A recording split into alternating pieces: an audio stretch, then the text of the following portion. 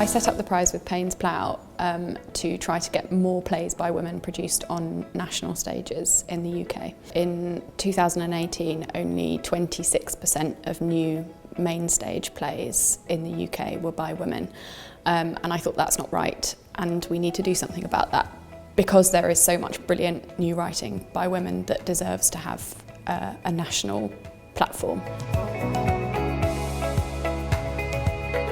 I had all these beautiful images in my head of women in London in the 1930s and, you know, the 1950s and the 1820s, and none of them ever looked like me.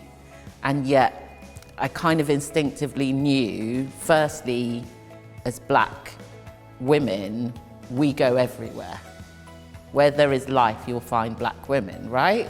So I refused to believe the stories that I was being told, particularly in this kind of British context, that those women didn't exist. So I never really want to write a play where I ask a question that I think is really easily answered. I kind of want to live in more of an ambiguous and complicated space. So that was definitely like what I was trying to do. I was trying to like really actively complicate in this play, in the writing of this play. I guess I picked up the baton when I decided that there weren't enough roles out there for me. Like, as a disabled actress, I wanted to think about writing some roles that were the things that I actually wanted to play, kind of three-dimensional and everything. I love writing, I love telling stories.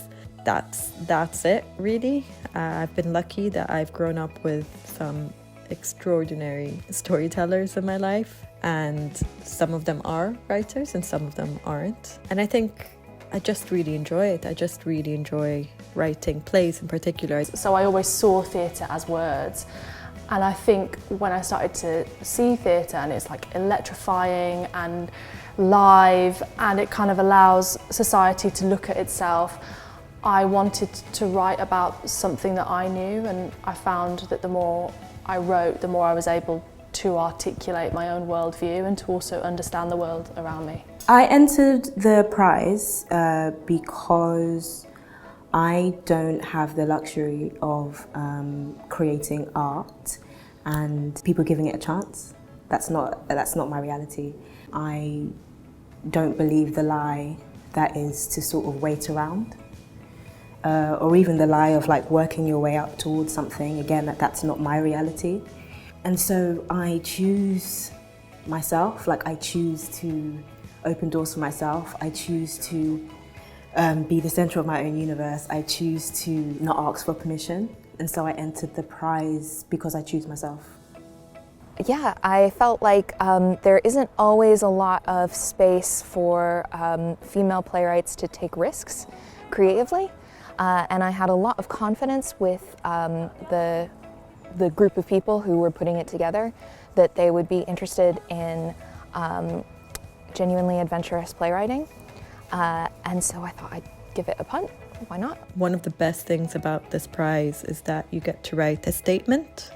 I do think it's actually a strength for writers to be able to frame and give context to their work. For me, one of my favourite things about writing is finishing that first draft, which is just like, whoa, all your heart is on the page, and then going back to the beginning and organising it all and making it make sense for someone other than me.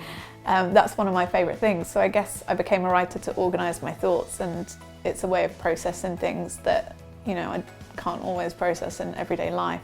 Lightning bolt, totally fell in love with it, no chance of ever wanting to do anything else. And now I am like, 12 years later from like that first time, and I am still doing it. I never gave up on doing it. If I don't win, I really hope that the play that does win has that ambition and scale, because it's so, again, it's what are we missing in terms of women's work right now? What's the ecology of that looking like, you know? And it seems time and time again people are happy to programme us in the studio, in the smaller spaces. What I would really like to see in the winning play is something that we've never seen before. That would be my absolute dream. But I really expect to see in the winning play something that is really challenging and adventurous, that brings voices to the stage that we don't often hear, and that will really excite audiences. The plays on this list are like bold, big, exciting main stage shows, and I think, yeah, it's really testament to the amount of female talent that's out there. What I would like to see in the winning play is a nuance and a story and a voice and a heart that we haven't seen before on the British stage. Yeah. We're so pleased with the 7 finalist plays. I think they're 7 fearlessly creative pieces of work, all of which deserve to have a future life.